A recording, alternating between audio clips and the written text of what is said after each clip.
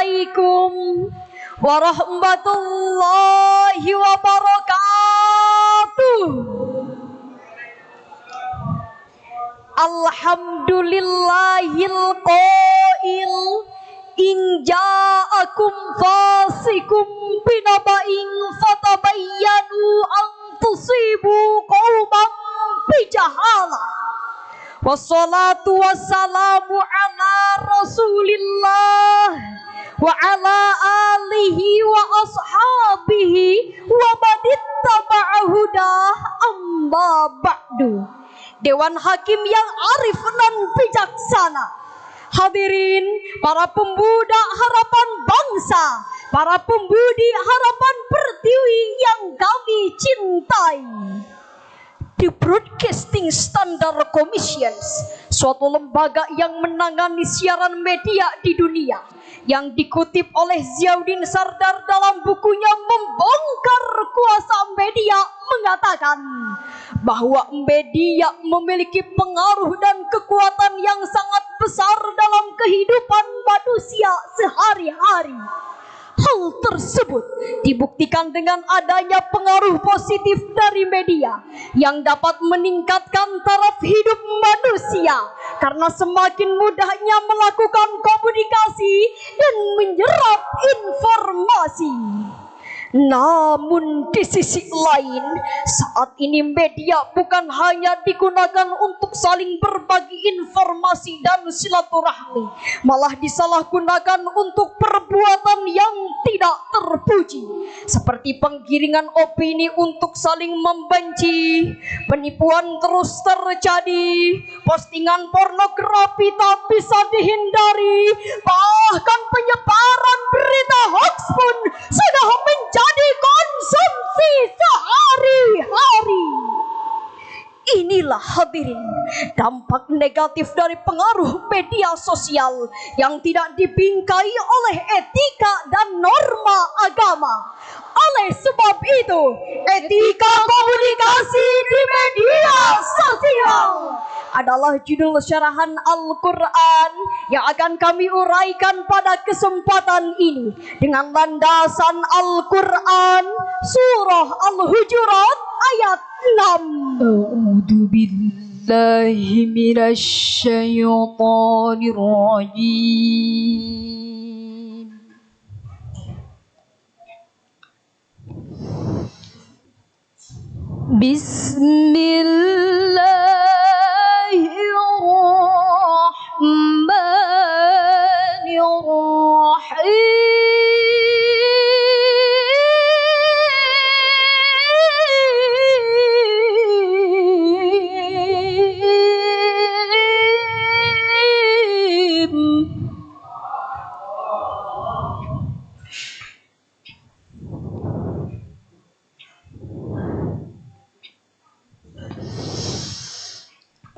Ya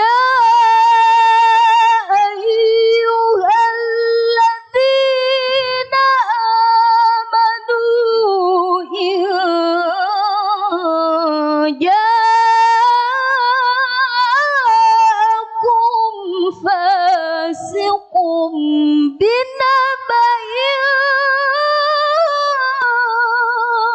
fatabayyanu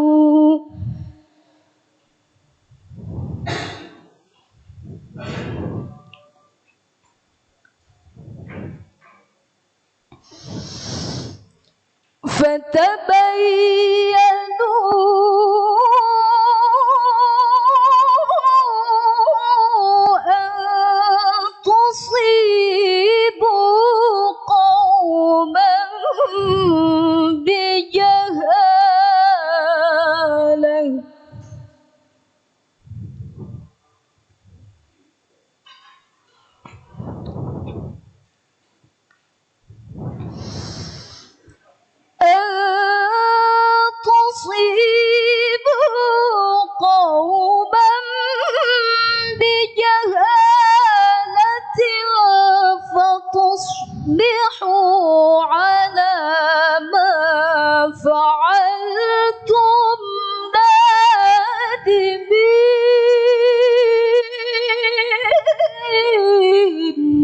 Aku berlindung kepada Allah dari godaan setan yang terkutuk. Dengan menyebut nama Allah yang Maha Pengasih lagi Maha Penyayang. Wahai orang-orang yang beriman, jika seorang fasik datang kepadamu membawa berita penting, maka telitilah kebenarannya, agar kamu tidak mencelakakan suatu kaum karena ketidaktahuanmu, yang berakibat kamu menyesali perbuatanmu itu. Hadirin sebangsa dan setanah air yang kami hormati, secara semantik ayat ini diawali dengan kalimat ya ayyuha, merupakan huruf nida yang dibubuhi hak litanbih. Intinya merupakan seruan sekaligus peringatan kepada insan-insan beriman yang dirangkaikan dengan jumlah syartiyah. In ja'akum fasikum binaba'in fatabayyanu ay fatuthbitu min sihatil khabar. Jika datang kepadamu seorang fasik membawa berita, maka telitilah kebenaran berita tersebut tanpa mengetahui keadaannya, yang menyebabkan kamu menyesal atas perbuatanmu itu. Demikianlah penafsiran Imam Ali As-Sobuni dalam kitab Sofwatut Tafasir jilid 3 halaman 233. Secara filosofis, ayat ini merupakan landasan metodis bagi kita dalam menghadapi pengaruh media sosial dengan cara selektif akomodatif terhadap seluruh informasi yang ada di media sosial. Dengan kata lain, jika kita mendapatkan informasi, hendaknya melakukan check and recheck terhadap kebenaran berita tersebut, dan jangan langsung di-share ke yang lain tanpa terbukti kebenarannya.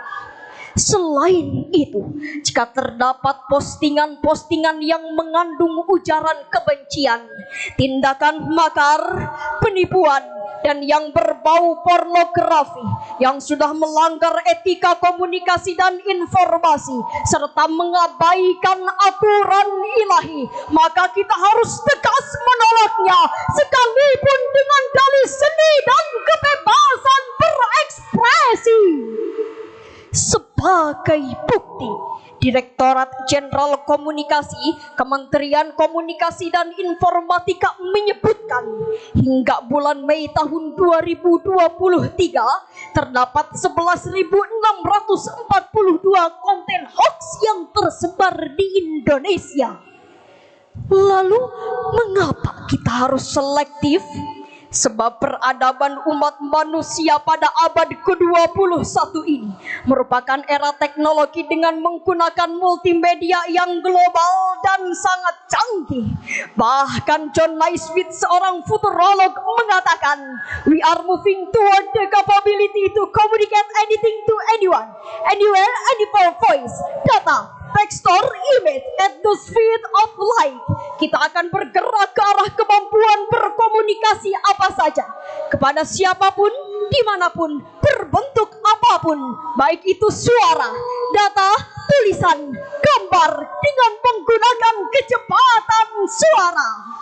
Dengan demikian, saat ini manusia sedang dimanjakan oleh kemajuan multimedia, di mana komunikasi tak lagi memakai surat, melainkan dengan menggunakan handphone dengan berbagai fasilitasnya seperti WhatsApp, Facebook, Instagram, Twitter.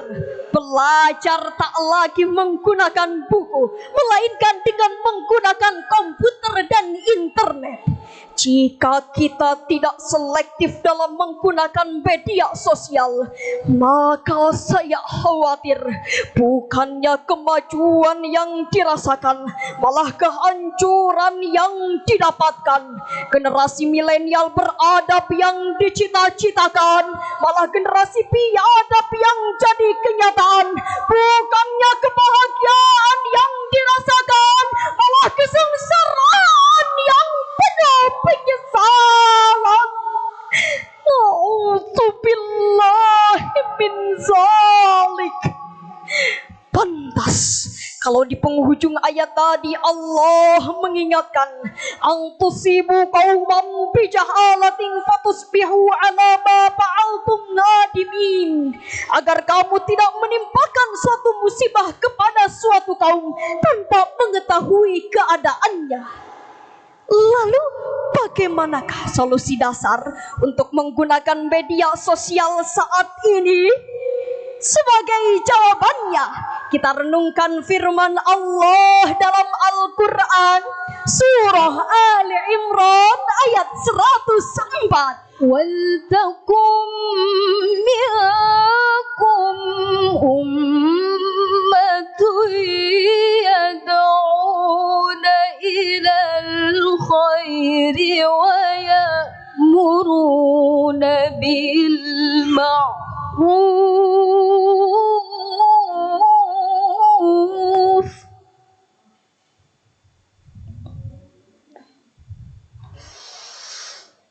wa ya'muruna bil ma'ruf wa yanhauna 'anil munkar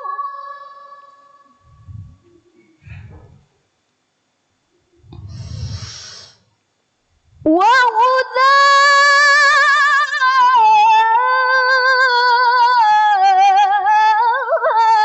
ulaika humul muflihun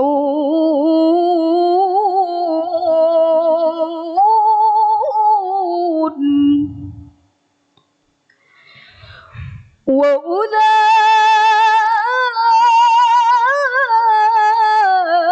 ulaika humul muflihun.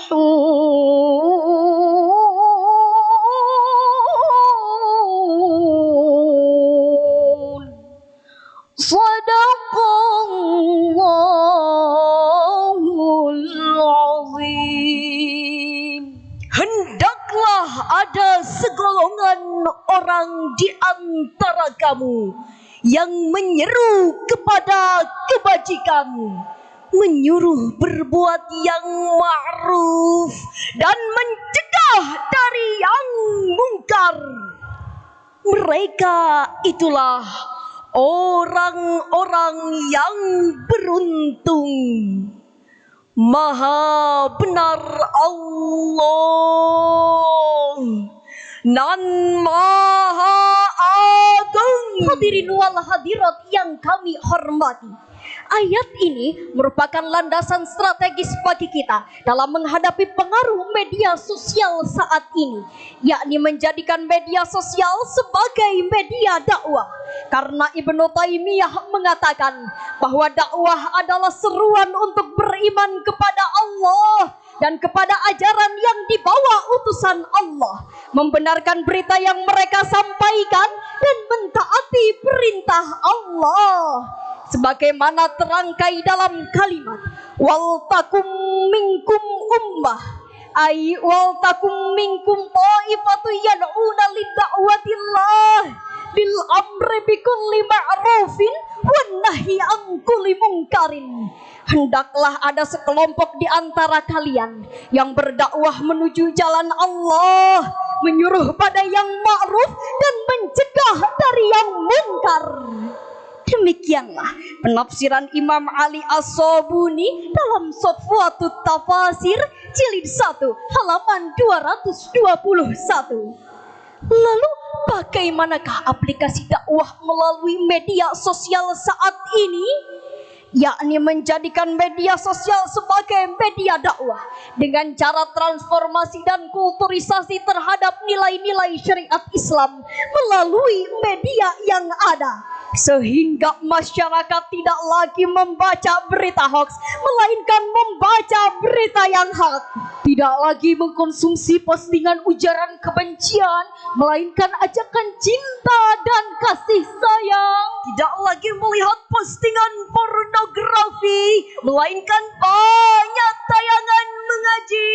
Tidak lagi diambil oleh sebagian golongan, melainkan ajakan kerukunan dan perdamaian.